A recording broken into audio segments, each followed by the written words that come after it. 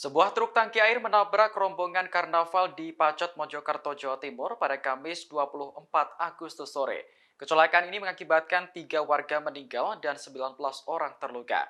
Dugaan sementara, truk mengalami remblong saat melintasi jalan yang menurun. Sahrul, saksi mata kejadian, mengatakan pengunjung karnaval tak sempat menghindar.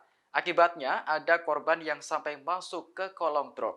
Warga yang melihat kejadian itu langsung histeris berteriak meminta tolong.